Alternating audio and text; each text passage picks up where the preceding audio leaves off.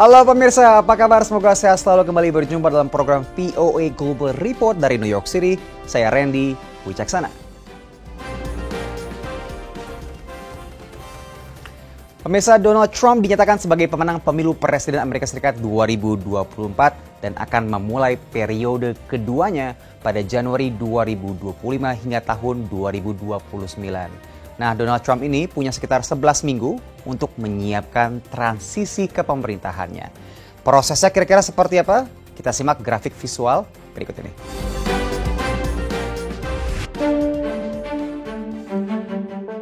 Setelah dinyatakan sebagai pemenang Pilpres, Donald Trump punya waktu 76 hari untuk membentuk pemerintahan baru sebelum inaugurasi yang akan berlangsung 20 Januari 2025. Banyak yang harus disiapkan untuk transisi pemerintahan. Walau menang secara populer, Trump baru secara resmi dinyatakan sebagai presiden terpilih setelah semua suara di Electoral College atau Dewan Elektoral terkumpul sebelum 17 Desember. Semua elektor di sebuah negara bagian harus memilih siapapun kandidat peraih suara terbanyak di negara bagian tersebut. Namun begitu banyak elemen transisi sudah terjadi sebelum pemilu. Presiden yang menjabat sudah membentuk Dewan Koordinasi Transisi Gedung Putih beberapa bulan sebelumnya, memberi panduan transisi untuk tingkat federal dan lembaga pemerintahan. Kedua kubu capres juga menunjuk tim transisi masing-masing sebelum pemilu. Setelah para capres resmi ditunjuk, keduanya mendapatkan kantor dan bantuan pemerintah, juga arahan intelijen, walaupun masih terbatas. Pasca pemilu, Presiden dan Wapres terpilih mendapat kantor dan bantuan dari General Service Administration atau GSA, lembaga pemerintah yang bertugas membantu, mengelola, dan mendukung fungsi dasar lembaga federal AS. Proses ini berlangsung selama 60 hari.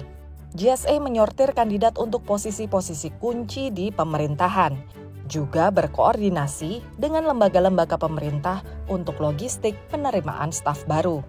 Tapi itu bisa berubah, seperti saat penghitungan kembali negara bagian Florida pada Pilpres tahun 2000 atau saat Donald Trump menentang hasil Pilpres 2020.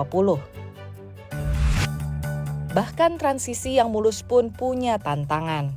Pada 2020, pemerintahan baru Joe Biden harus mengisi 8.000 posisi.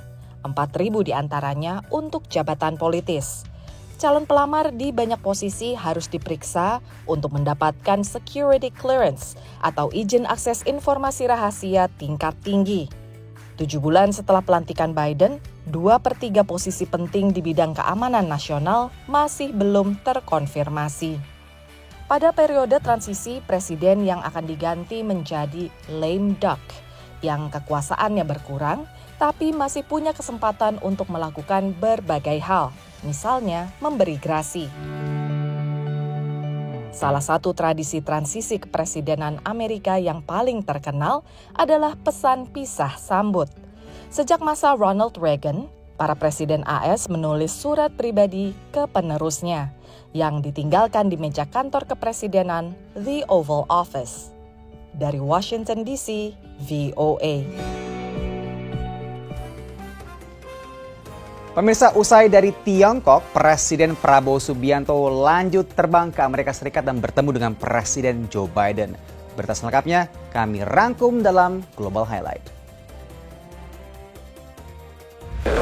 Pemimpin dunia berkumpul di Baku, Azerbaijan untuk pertemuan terkait iklim COP29.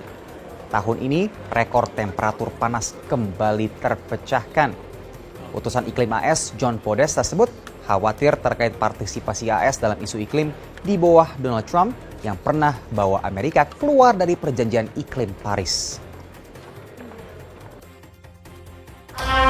Presiden Indonesia Prabowo terbang ke Amerika Serikat usai dari lawatannya ke Tiongkok. Prabowo tiba pada Minggu 10 November dan menemui Presiden Amerika Serikat Joe Biden membahas sejumlah isu dan kerjasama, termasuk perihal Laut Cina Selatan dan Gaza. Marking an important anniversary, 75 years of diplomatic relationship with Indonesia and the United States. 75 years. I'm proud that the partnership between our countries is stronger than it's ever been. United States for us is a very great friend. United States supported us in our struggle for independence and helped us many times in our time of need. Prabowo juga melakukan pertemuan dengan 12 perusahaan Amerika Serikat dan dunia, termasuk Freeport, ExxonMobil, Chevron, BP, dan juga GE Healthcare. Didampingi Kepala BKPM Rosan Roslani, Prabowo meyakinkan korporat raksasa tersebut untuk investasi di Indonesia. Tapi juga mengenai ESG, mengenai invest back to the community, itu juga menjadi sangat penting. Pak Prabowo juga menyampaikan, dan mereka juga merespon sangat-sangat positif karena Pak Prabowo menyampaikan sangat terbuka, sangat straightforward, dan beliau bahkan menyampaikan kalau ada yang korupsi atau yang membuat problem, misalkan kontak langsung ke beliau. Di media sosialnya, Prabowo juga ucapkan selamat kepada Presiden terpilih Amerika Serikat, Donald Trump. I would like to congratulate you on your election as President of the United States of America. I would like... Thank you so much. Great job you're doing in Indonesia. Great job.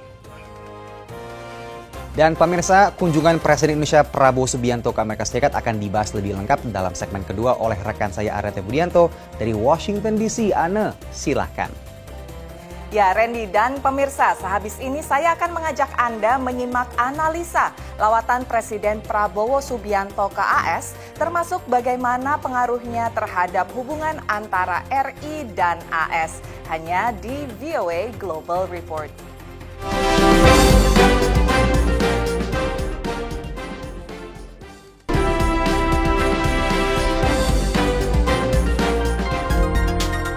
Pemirsa, masih di VOA Global Report bersama saya Aryatna Budianto di Washington DC. Presiden RI Prabowo Subianto melakukan kunjungan resmi ke Amerika Serikat antara 10 hingga 13 November lalu. Presiden Prabowo bertemu dengan Presiden AS Joe Biden di Gedung Putih pada Selasa 12 November, di mana Presiden Biden menekankan eratnya hubungan diplomatik kedua negara yang sudah berlangsung selama 75 tahun.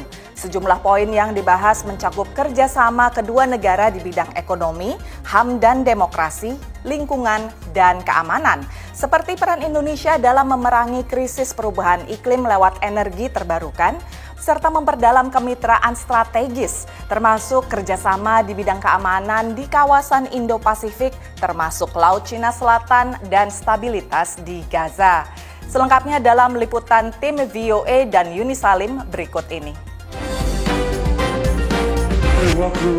Dalam pertemuan dengan Presiden Prabowo, Presiden Biden mengatakan ia ingin memperkuat kemitraan dengan Indonesia dan memajukan kawasan Indo-Pasifik yang bebas dan terbuka. Deepening our comprehensive strategic partnership that includes deepening our security cooperation.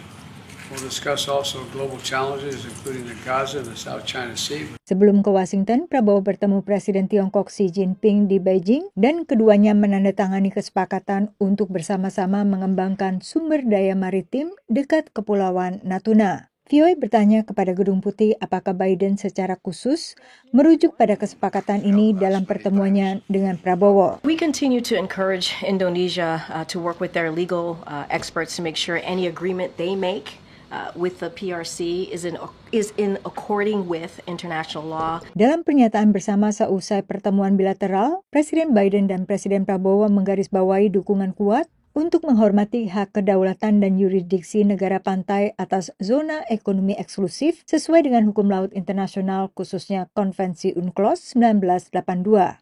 Amerika Serikat dan Indonesia juga mengakui pentingnya implementasi deklarasi perilaku para pihak di Laut Cina Selatan tahun 2002 dan menyatakan dukungan terhadap upaya ASEAN mengembangkan kode etik yang substantif di Laut Cina Selatan sesuai hukum internasional serta menghormati hak dan kepentingan pihak ketiga. Menurut pengamat, pernyataan bersama yang menggarisbawahi Laut Cina Selatan bukan berarti Amerika ikut campur urusan bilateral Indonesia dan Tiongkok. It doesn't matter directly for the U.S. because, of course, the U.S. does not have maritime disputes directly with China. I think it matters for Indonesia, and I think it also matters for other Southeast Asian states with maritime dispute. Up until now, have been very careful, mostly to avoid joint development language, because it would seem to cede to China kind of the moral high ground, or the legal high ground,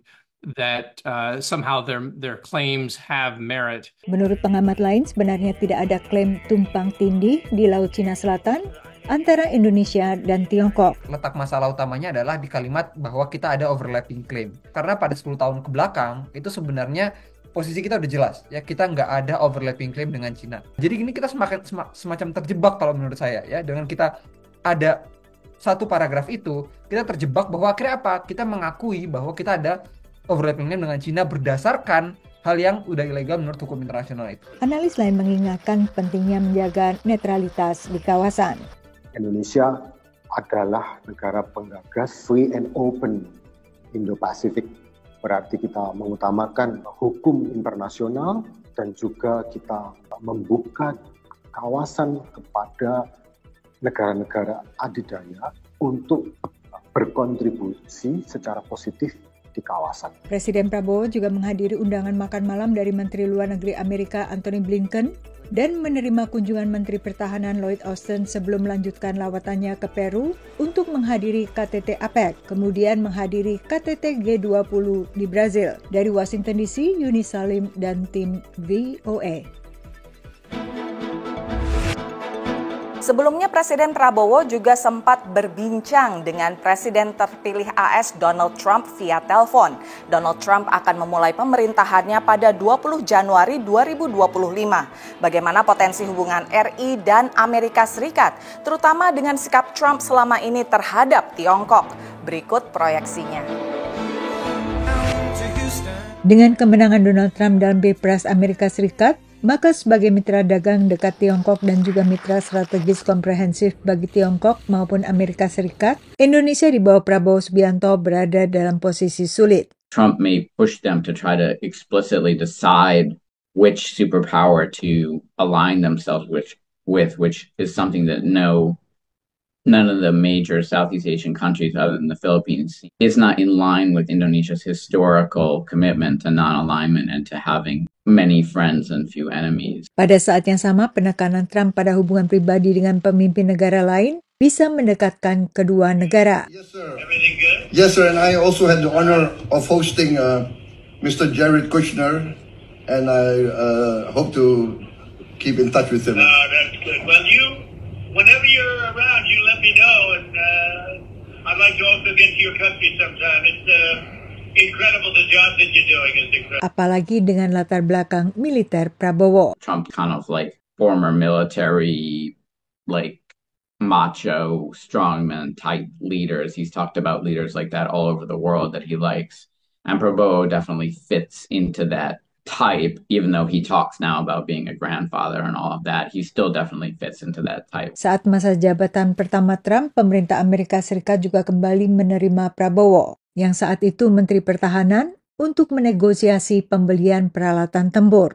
Saat pemerintahan Joko Widodo, sebelumnya Indonesia lebih banyak mengacu ke Tiongkok untuk hubungan dagang dan Amerika Serikat untuk pertahanan. Pemerintahan Republik Indonesia di bawah Prabowo Subianto belum genap sebulan, tapi sejumlah langkah pendekatan telah dilakukan Prabowo tak hanya ke Tiongkok, tapi juga ke Rusia lewat forum BRICS. Masuknya Indonesia sebagai mitra BRICS bisa mengundang kecurigaan di Barat. On the BRICS, some people will be concerned about it because they look at the BRICS and they see Russia and China and Iran and some, problematic actors like Iran, and will not be thrilled about other countries joining it. My personal perspective is that, again, let's not overreact, because I don't think Indonesia and India and Brazil and others are joining some anti-Western alliance here. Pada saat yang sama, Indonesia juga tetap aktif berhubungan dengan Barat, termasuk secara bilateral maupun forum seperti APEC dan G20. What matters more is ensuring a good substantive relationship between the United States and Indonesia. And that can happen at the same time that there's a good substantive and positive relationship between Indonesia and China. No problem. Satu yang tetap bisa mendekatkan Indonesia dengan Amerika adalah klaim teritorial Tiongkok atas Laut Cina Selatan yang tumpang tindih dengan zona ekonomi eksklusif Indonesia di Laut Natuna Utara. Dari Washington DC, Yuni Salim dan tim VOA. Pemirsa, sekarang kita istirahat lagi, tapi jangan kemana-mana karena Randy di New York akan kembali menemani Anda dengan liputan menarik lainnya. Hanya di VOA Global Report.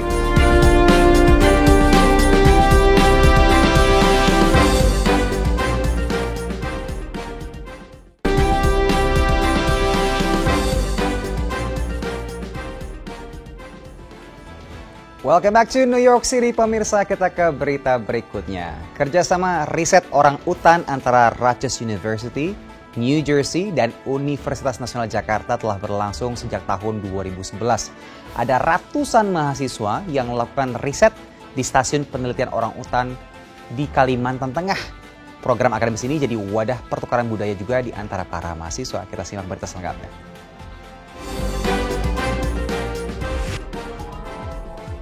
Pola makan orang utan pun jadi salah satu topik yang dibahas pada acara Indonesia Focus 2024 awal Oktober lalu. It's really important so that we can maintain a healthy landscape, a nutritional landscape that's necessary for the survival of these orangutans. Konferensi tahunan ke-16 yang diorganisir di Asian Society for International Relations and Public Affairs atau ASIRPA tahun ini diadakan di Kedutaan Besar RI Washington DC. Bertujuan memfasilitasi penyebaran temuan penelitian dan mendorong kolaborasi di antara akademisi Indonesia dan internasional, konferensi menampilkan pembicara utama Aaron Fogel, Profesor Antropologi Rutgers University, New Jersey. In 2011, when I went to Rutgers University as an assistant professor, we signed an MOU with UNAS immediately to support the research at the Tuanan Orangutan Research Station and to facilitate a cross-cultural exchange of Indonesian and foreign students working together at the research station, promoting the conservation of the forest there and, of course, the biological studies of wild orangutans. Riset Aaron di Indonesia dimulai tahun 2004 saat menjadi fellow pasca doktoral Universitas Zurich. Bekerja sama dengan Universitas Nasional atau UNAS, ia melakukan penelitian di Pusat Riset Orang Utan Tuanan sepanjang Sungai Kapuas, Kalimantan Tengah. Memahami variasi diet orang utan menjadi isu penting karena akan memengaruhi kelangsungan hidup satwa langka ini. Is because there are so many habitats that have been altered through anthropogenic change over the years, and understanding the resources that are necessary for the survival of this incredible species that is critically endangered. Riset Aaron juga menjadi wadah pertukaran budaya bagi mahasiswa Indonesia dan AS yang ikut dalam program ini. Ada sekitar 160 mahasiswa Rutgers University dan UNAS yang ikut melakukan riset. 2/3 mahasiswi seperti Eva Hernandez Hanner yang tengah menyelesaikan kuliah S3. Nothing prepares you, right, for like for being there, right? When I first got to Palangkaraya, and there I don't have that crutch to be able to speak English anymore. So I really had to get immersed and really learn from what the community was trying to teach me. But the students, they also know English a little bit, so it was a mutual thing, right? So it was really a cultural exchange. Sri Suci Utami Atmoko, dosen biologi Universitas Nasional, adalah ketua riset primata di UNAS yang juga salah satu direktur pusat riset orang utan Tuanan sejak 2018. Budaya, contohnya mereka mau nggak mau ya harus mau tinggal di pondok berkayu, ya, nggak ada AC, terus juga kamar mandi yang seadanya, ya, terus juga etika sopan santun versi Indonesia, gitu ya. Terus kalau di kita itu adalah bahasa kali ya, tapi itu menjadi pemicu untuk mahasiswa Indonesia untuk bisa belajar langsung dengan teman-temannya untuk bahasa Inggris gitu ya. Mempelajari primata seperti orang utan, satwa langka yang memiliki banyak kesamaan fisiologis dengan manusia telah menjadi wadah yang memperkuat kerjasama ilmiah antara Indonesia dan AS. Dari Washington DC dan Jakarta, Ahadian Utama, Dania Iman, Nia Iman Santoso, VOA. Musim gugur menandai migrasi ratusan juta burung di Amerika Serikat. Tapi tahu nggak, banyak burung yang terluka atau bahkan mati karena menabrak gedung-gedung yang tinggi. Nah, berbagai upaya warga di Chicago, Amerika Serikat berupaya untuk menyelamatkan burung-burung tersebut. Kita simak laporannya.